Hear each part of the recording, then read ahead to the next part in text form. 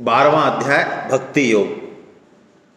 7 से 12 तक, अध्याय 7 से अध्याय 12 तक ये गीता का हृदय है। हृदय नीचे जो 1 से 6 ये गीता के पैर हैं, नीचे का पोर्शन है शरीर का, और ये हृदय है।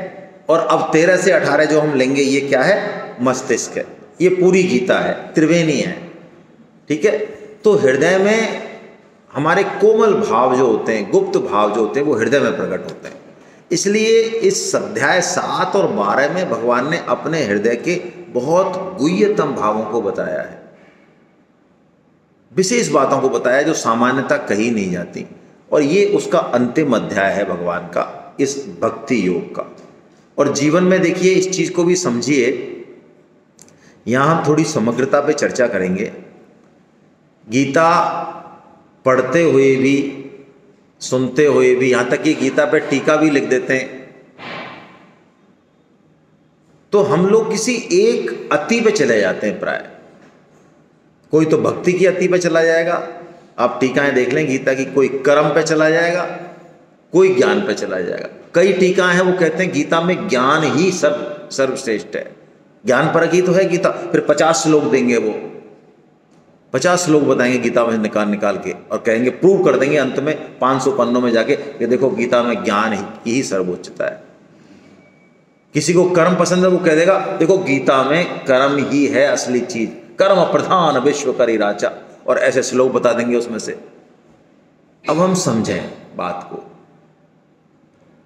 इस शरीर को चलाने के लिए ये चाहिए, ये चाहिए, या ये चाहिए, या तीनों ही चाहिए? तीनों ही चाहिए भाई। ज्ञान ही ज्ञान है, और चलने के लिए हाथ पैर नहीं है तो क्या होगा? हाथ पैर तो खूब मजबूत है चलने के लिए, लेकिन ज्ञान नहीं है, किधर जाना है, क्या करना है, तो क्या होगा? और ये दोनों हैं, लेकिन भाव ही नहीं है, प्रेम ही नहीं है, तो किस लिए चल रहे हैं भाई? कहाँ पहुंचना है? क्या करोगे पहुंच के? गीता ज्ञान, कर्म और भक्ति की त्रिवेणी है। इस भाव से समझें गीता को। प्राय मैं इसमें वैसे नहीं कह रहा हूं, आप इसको ऐसे अन्यथा मत लेना, लेकिन अधिकांश जगह जो है एक चीज पर अति की जाती है। आप श्रीमद् भागवतम का दर्शन करें शुरू में, तो श्रीमद् भागवतम में भक्ति महारानी की कथा है शुरू में, है ना, जिनके 2 बेटे हैं। क्या नाम है उनका? ज्ञान और वैराग्य। तो भक्ति महारानी जर्जर हो जाती हैं, दुर्बल हो जाती हैं। क्यों हो जाती हैं? क्योंकि उनके जो दोनों बेटे हैं वो बूढ़े हो गए, ज्ञान और वैराग्य। तो भक्ति महारानी को यदि पुष्ट करना है तो इनके बेटों को जवान करना पड़ेगा, ज्ञान और वैराग्य को। ये है। अब लोग कहते हैं ये क्या उटपटांग कहानियां हैं हमारे शास्त्रों में। अरे तुम्हारी बुद्धि में कीचड़ भरा है। हमारे शास्त्र बहुत सूक्ष्म बात करते हैं, उसका कोई रूपक है, हम नहीं समझ पाते हैं, वो अलग बात है। यानी बहुत इतनी सुंदर कहानी में बड़ा स्पष्ट संदेश छुपा हुआ है कि जब तक जीवन में ज्ञान और वैराग्य नहीं होगा तब तक भक्ति रूपी मां पुष्ट नहीं होगी। कितना प्यारा संदेश है, कितना जीवन समग्रता में है। ऐसे ही यहां पे अर्जुन एक प्रश्न पूछेंगे कि प्रभु आपकी सगुण साकार की जो उपासना करते हैं, जैसे आपने अभी साधन पंचक बताया, 11 पॉइंट पढ़ा ना हमने, 5 साधन पढ़े ना, तो 5 साधनों से आपके सगुण साकार की कोई उपासना करे और एक आपके निर्गुण निराकार की उपासना करे, तो उन दोनों में से श्रेष्ठ कौन है, सर्वश्रेष्ठ भक्त कौन है आपका? ये अर्जुन का प्रश्न है। ठीक है, अब इसका उत्तर तो भगवान ने दे दिया, स्पष्ट है बिल्कुल उत्तर, तो यहीं दे दिया नीचे ही दूसरे श्लोक में। क्या कह दिया भगवान ने? कि जो मेरे सगुण साकार की उपासना करता है श्रद्धा से, वो मेरा सर्वश्रेष्ठ भक्त है। ये लो, खत्म, उत्तर तो खत्म, उत्तर तो स्पष्ट है। इस उत्तर को भी निर्गुण निराकार को मानने वाले जो टीका लिखते हैं, गीता की टीकाएं मैंने कुछ पढ़ी हैं, वो इस श्लोक का अर्थ भी कुछ और ही कर देते हैं। जबकि आपको इसको पढ़ के क्या समझ में आ रहा है? जो मैं बोल रहा हूं वही है इसमें, कि भाई सगुण साकार की उपासना श्रद्धा से करने वाले सर्वश्रेष्ठ भक्त हैं। लेकिन देखिए फिर भी बात यहां पूरी नहीं हुई है भगवान की। तुरंत भगवान श्लोक 3 और 4 बोलते हैं, 12.3 और 4, और वहां पे भगवान ये बात कहते हैं कि सुनो अर्जुन, जो निर्गुण निराकार की साधना करते हैं वो भी मुझे ही प्राप्त होते। वो कहीं और जाते हो, वो कोई नीचे रहते हो, ऐसी बात बिल्कुल नहीं है। तो अब प्रश्न ये आता है, तो फिर आपने इनको सर्वश्रेष्ठ क्यों कहा? आप समझ रहे भाई, पहुंचते तो वो भी वही हैं और पहुंचते ये भी वही हैं। अब जैसे मैं पूछूं आपसे, यात्रा किसकी बढ़िया है, फ्लाइट की, ट्रेन की या बस की? बोलो भाई। हाँ, कौन बोल रहे हैं? फ्लाइट की बढ़िया है। आप कहाँ रहते हैं? कटक। तो अब ये सेमिनार के बाद फ्लाइट से ही घर जाएंगे, ठीक है? इनको पकड़ के रखना आप। एक मिनट। हाँ भीमसेन जी, हाँ भीमसेन जी क्या कह रहे हैं? तीनों यात्रा बढ़िया है। अब देखिए भीमसेन जी पकड़ गए बात को। ये तो फ्लाइट से जाएंगे, इनको जाने मत देना आप। ये तो यहीं से ऊपर चढ़ेंगे छत पे और सीधा फ्लाइट से वहीं उतरेंगे ये। भाई मुझे जयपुर जाना है तो मेरे लिए फ्लाइट बढ़िया है। यदि मेरे पास, मैंने कल उदाहरण दिया, मेरे पास टाइम बहुत है, कोई समस्या नहीं है, पैसे ज़्यादा है नहीं, तो मेरे लिए ट्रेन बढ़िया है। और यदि मुझे बस का सफ़र अच्छा लगता है और बस के रूट अच्छा है तो मैं बस से चला जाऊँगा। यानी मेरी जैसी ज़रूरत है उस हिसाब से मेरी यात्रा है। सिंपल कहानी है। लेकिन हम इस चीज़ को भूल के और एक आंसर दे देते हैं। यही कहानी है बस। इसमें भी लोग, भगवान ने जो सगुण साकार को सर्वश्रेष्ठ बताया, ये हमारे कारण बताया। निर्गुण निराकार की साधना में बहुत कठिनाइयां हैं, आसान नहीं है। तुलसीदास जी ने कहा, ज्ञान अगम प्रत्युह अनेका, साधन कठिन एक नहीं टेका। बहुत, ये यही भगवान कह रहे हैं, क्लेशोधक तरस्तेषाम अव्यक्त आसक्त चेतसाम। अर्जुन, क्लेश बहुत हैं उसमें। अव्यक्त मतलब निर्गुण निराकार की साधना में क्लेश बहुत है। हम लोग निर्गुण निराकार की साधना के योग्य नहीं है। क्यों? हम में आसक्ति बहुत ज्यादा है, देहाभिमान बहुत ज्यादा है, हम में विवेक और वैराग्य की बहुत कमी है। कल हमने ये बात सिद्ध भी की थी। और यदि कोई ऐसा व्यक्ति है जो कहे कि नहीं, मेरे अंदर बहुत अच्छा विवेक है और बहुत वैराग्य है, मेरे को कोई फर्क नहीं पड़ता, ये शरीर जाए रहे, घर जाए, परिवार वाले जाएं रहें, कितना ही नुकसान हो, मेरे को कोई फर्क नहीं पड़ता, मेरा था क्या जो मेरे को, मैं रोऊंगा। वो गीता का ज्ञान लिखा रहता है ना, तुम क्या लाए थे जो रोते हो। गीता का सार लिखा रहता है ना मंदिरों में, तुम क्या लाए थे जो रोते हो।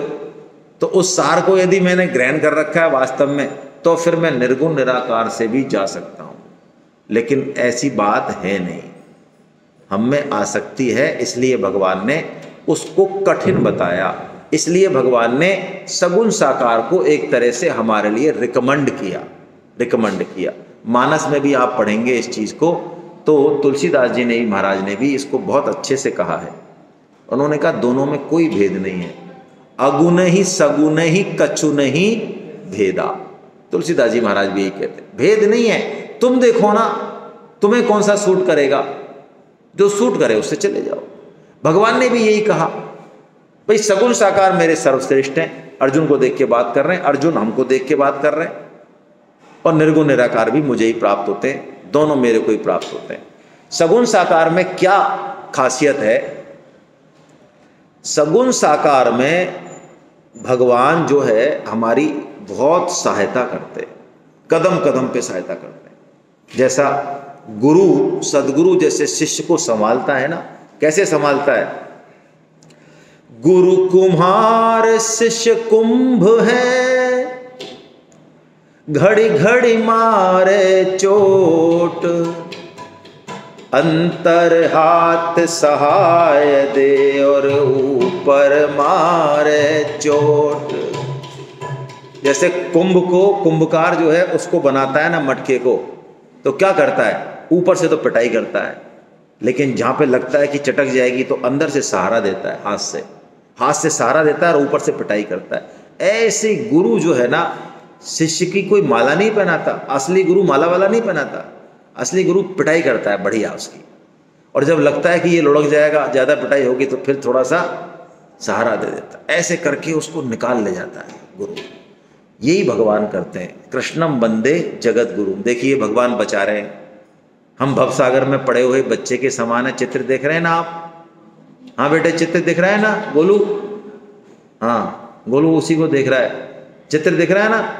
ये तू ये देख, डूब रहा है, देख नीचे भगवान पकड़ रहे तेरा हाथ। तो हम जैसे छोटा बच्चा आग की तरफ जाना चाहे, उसको लगता है आग कितनी सुंदर है, उसको पकड़ता है वो, लेकिन माँ उसको पकड़ने नहीं देती, पकड़ लेती है उसको बीच में से ही। ऐसे ही सगुण साकार वाले साधक को भगवान कदम कदम पर हेल्प करते हैं। कह रहे हैं, भगवान खुद कह रहे हैं, मृत्यु संसार सागरा। क्या बात है, मृत्यु संसार सागर। ये जो सागर है ना, ये जो संसार है, ये मृत्यु का सागर है। यहाँ मृत्यु ही मृत्यु है। स्वामी जी महाराज जो कहते हैं ना, वो बात जो है ना बड़ी जबरदस्त है।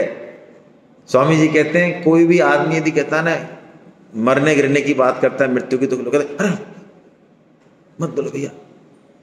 अरे स्वामी जी कहते हैं, बोले चाहे मत बोले, मृत्यु तो भाई खरगोश अपने छिप जाए, कान छिपा ले, वो होता है ना, तो उसको तो क्या वो मारेगा, वो सिंह तो है ना। हमारे छिपने से क्या होता है, ऐसे करने से मृत्यु तो आएगी। मृत्यु ही मृत्यु है, यहाँ रोज ही मृत्यु है, तांडव है मृत्यु का। तो भगवान कहते हैं, अर्जुन मैं जो मेरी उपासना करते हैं ना, वो मैं मृत्यु संसार सागर से उनको खींच लेता हूँ, उठा लेता हूँ, ऐसा भगवान कहते हैं। और भगवान 4 साधनों के बारे में चर्चा करते हैं।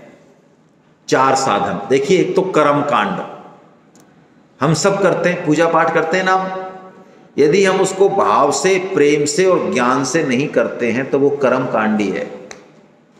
तीर्थ यात्रा हम जाते हैं, गीता रामायण का भी पारायण करते हैं, एकादशी कुछ भी करते हैं ना, वो कर्म कांड में आ जाएगा, जब तक कि उसके पीछे क्या तत्व है वो पता नहीं होगा और लक्ष्य स्पष्ट नहीं होगा, तब तक वो कर्म कांड है। इसलिए भगवान क्या कहते हैं, इसको अभ्यास कहा भगवान ने, इस कर्म कांड को अभ्यास, क्योंकि अभ्यास ही तो है वो, रोज का जो काम करते हैं हम रोजाना में, वो अभ्यास है। तो भगवान क्या कहते हैं, श्रेयो ही ज्ञानम अभ्यासा। अभ्यास से क्या श्रेष्ठ है, ज्ञान श्रेष्ठ है। जैसे मान लो हम पीपल की पूजा करें, लेकिन हमको पता ही नहीं है पीपल भगवान श्री कृष्ण का रूप है। भगवान ने गीता में कहा कि वृक्षों में मैं कौन हूं, पीपल हूं। तो ज्ञान होना चाहिए हर क्रिया के पीछे, हर बात के पीछे। सिर्फ कर्मकांड से काम नहीं होता है ना। कर्मकांड तो एक ऐसी बात हो गई, मैं आपको बताऊं, जैसे वेदों में 3 पार्ट हैं, वेदों में 3 भाग हैं। वेद जो है ना, 4 वेद, उनमें 3 भाग हैं। सबसे पहले कर्मकांड है, फिर उपासना कांड है, और फिर ज्ञान कांड है। 80% वेदों में कर्म कांड है, 16% मंत्र उपासना कांड के हैं, और 4% मात्र ज्ञान कांड के हैं। तो वेदों का जो असली उद्देश्य है ना, वो हमको कर्म कांड और उपासना कांड से ले जाते हुए और ज्ञान कांड पे पहुंचाना है। लेकिन हम करते क्या हैं, हम कर्म कांड में और उपासना कांड में ही उलझ के रह जाते हैं। इसलिए गीता में वेदों के कर्म कांड की निंदा की है, वेदों की निंदा नहीं की है, कर्म कांड की निंदा की है। इसको एक उदाहरण से समझें हम, कि मान लो यहाँ सेमिनार हुई, ठीक है, और आपने बढ़िया ये जगन्नाथ जी बैठा दिए और फूल माला और अगरबत्ती और सबको बहुत ही बढ़िया यहाँ कर दिया, और हमारा भी स्वागत कर दिया और यहाँ बैठा दिया। और जब सेमिनार चालू हुई, पहला श्लोक आया, तब आप सब लोग जो है बाहर निकल गए, सारे भाग गए। स्वागत पूरा किया, हाथ पूरे जोड़े, साष्टांग दंडवत किया हम सबको, अगरबत्ती पूरी बढ़िया टॉप सब सिस्टम है, एकदम एसी हॉल और चकाचक मामला है। तो कर्म कांड तो पूरा टॉप कर दिया, और सुनने का नंबर आया जब निकल लिए, तो कोई फायदा हुआ? बस ये है जिंदगी में। इसलिए भगवान ने कहा श्रेयो ही ज्ञानम अभ्यासा, अभ्यास से क्या श्रेष्ठ है? ज्ञान श्रेष्ठ है। लेकिन भगवान आगे कह रहे हैं ज्ञान से भी ध्यान श्रेष्ठ है।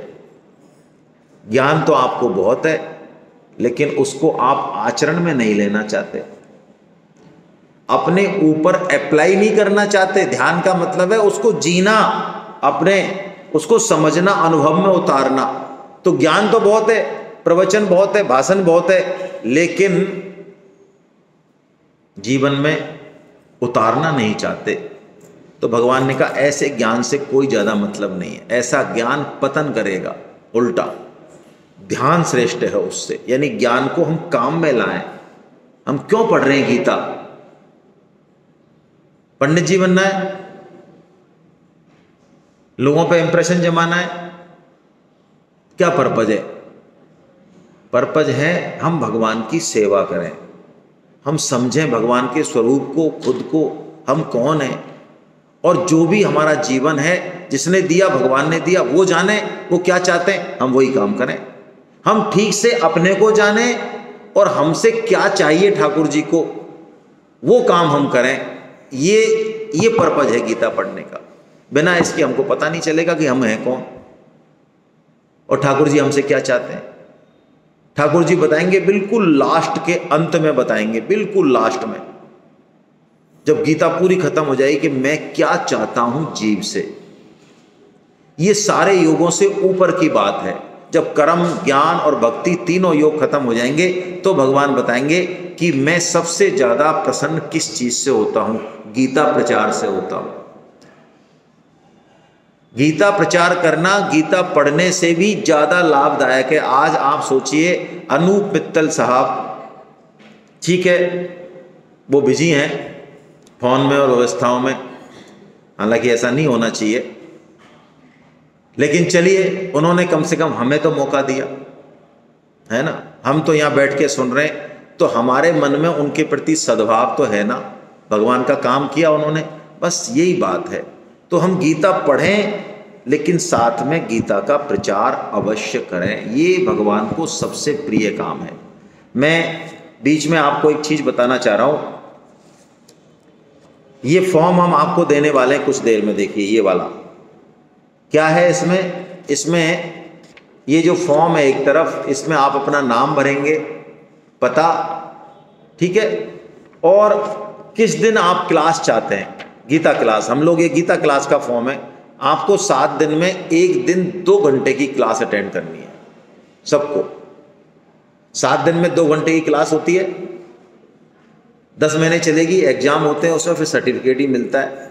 तो हम चाहते हैं कटक में एक क्लास फिजिकल हो। फिजिकल मतलब भौतिक रूप से हो, और जो भौतिक रूप से नहीं पढ़ेंगे उनको ऑनलाइन पढ़ाएंगे। ऑनलाइन तो चल ही रही है, 34 क्लास चल रही हैं अभी। इसमें हमने एक सिस्टम बना रखा है जो सारा लिखा हुआ है पीछे, आप इसको पढ़ेंगे तो पूरा सिस्टम समझ में आएगा। क्या सिस्टम है मैं बता देता हूँ। अभी आप फॉर्म भरेंगे तो हम आपसे 550 रुपये नगद लेंगे। क्या करेंगे उनका? एक आपको किताब भेजेंगे घर पे, जो आप एड्रेस लिखेंगे उस पर घर पे भेजेंगे किताब, ठीक है, फ्री भेजेंगे। और आप किसी भी 4 एग्जाम लेंगे, किसी भी एक एग्जाम में पास हो जाएं, जो सब हो जाते हैं, इस बार 98% रिजल्ट है, सब हो जाते हैं, किसी भी एक में हो जाए तो हम आपके 500 रुपये वापस कर देंगे। और यदि आप एग्जाम नहीं देना चाहें, कोई कहे मैं तो एग्जाम दूं ही नहीं, तो आप यदि 90% क्लास अटेंड करते हैं, साल में मान लो 30 क्लास लगी तो आप 27 क्लास अटेंड कर लेते हैं, तो भी आपके पैसे वापस कर देंगे। इसलिए पैसे आपको देने अवश्य हैं, जिससे कि आप टाइम पे क्लास में आ जाएं, है ना, फ्री में नहीं। और इसके हम क्या क्या काम करते हैं वो इस पंपलेट में भी लिखा हुआ है, तो आपके सामने ये फॉर्म आ जाएगा, है ना, हम दे देंगे, अनूप मित्तल साहब दे देंगे आपको। सब भरें और आज ही भर दें, मेरा ऐसा मानना है।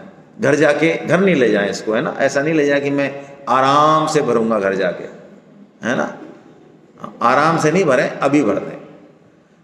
और मैं निवेदन करूंगा महंत जी से, सार्वजनिक रूप से कर रहा हूं, वैसे तो अकेले में बात करनी चाहिए। आप हमारा सौभाग्यशाली हैं कि आप गीता के मर्मज्ञ और विद्वान होते हुए भी 2 दिन से गीता का श्रवण कर रहे हैं। जो गीता को गहराई से जानेगा वही, उसी में ऐसी बात आ सकती है। उथला व्यक्ति कभी भी गीता नहीं सुनेगा। वो हमने देखा, हमारा अनुभव है 5 साल में, पूरे भारतवर्ष में भ्रमण होता है। जिनको थोड़े बहुत श्लोक आते हैं, जिनको पांडित्य, वो कभी गीता की सेमिनार में बैठते नहीं। वो कहते हैं तुम क्या पढ़ाओगे, तुमसे ज़्यादा हमको आता है, हमसे सुनना पहले तो हमसे सुन ले।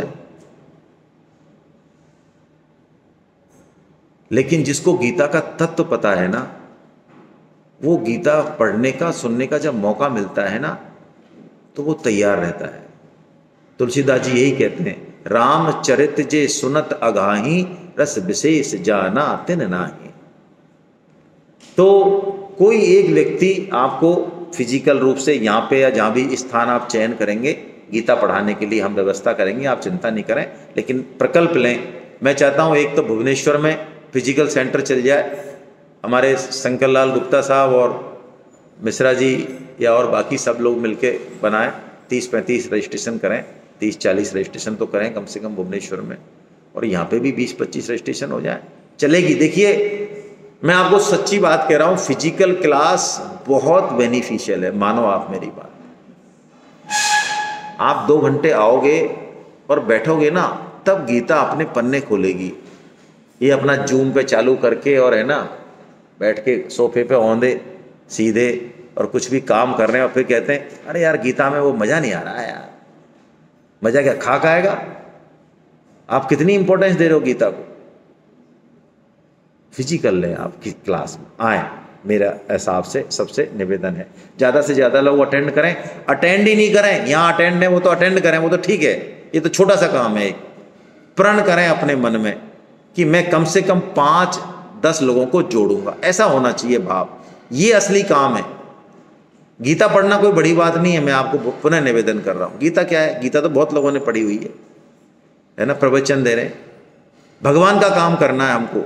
एक भी व्यक्ति यदि हमारे कहने से गीता पढ़ लेगा और उसका जीवन बदल गया, गीता पढ़ने के बाद बदलेगा, पढ़ ले बस, हो गया काम हमारा, हमें क्या लेना देना है। ठीक है, ये काम करें, ये असली काम है।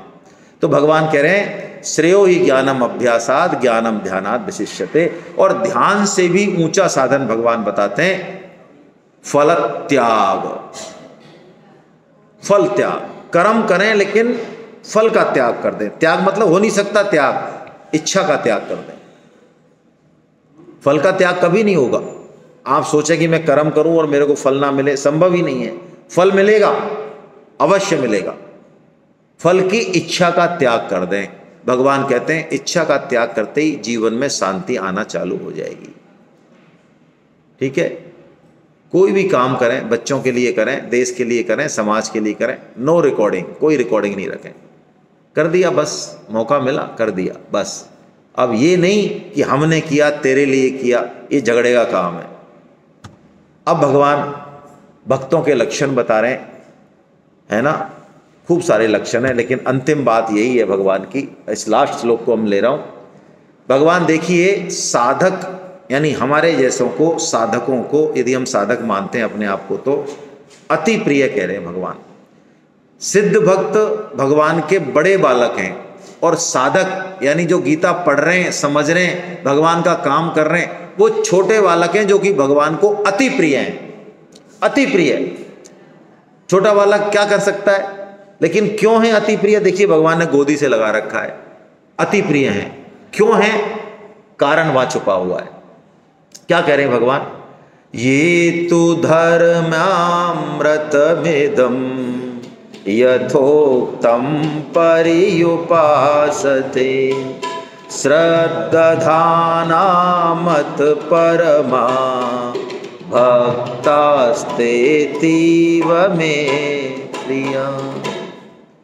ये तु धर्म्या अमृतम इदम, ये जो मैंने कहा धर्म रूपी अमृत, तेरे को जो बताया अभी, विभूति योग बताया, विश्व रूप बताया, और 12वें अध्याय में जो बात बताई सारी, ये जो मैंने तेरे को अमृत बताया, यथोक्तम परि उपासते, जैसा मैंने बताया वैसा तू यदि पालन करता है तो तो हम भगवान की बात का पालन करें, माने उनकी बात। भगवान कहते हैं कि मैं सबसे ज़्यादा गीता प्रचार से प्रसन्न होता हूँ, तो करें गीता का।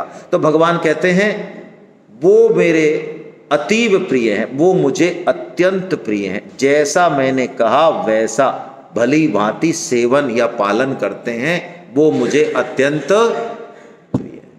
तो भगवान का प्रिय बनना है कि नहीं बनना है? बनना है। तो तरीका पता है, पूजा पाठ से बनेंगे, संस्कृत के श्लोक बोलने से बनेंगे, हैं पंडित जी बनने से बनेंगे, किससे बनेंगे? हाँ, गीता प्रचार से बनेंगे। गीता प्रचार भगवान को सबसे ज्यादा प्रिय है। हरे कृष्णा हरे कृष्णा। अब किसी के मन में कोई प्रश्न हो तो कर लें हम।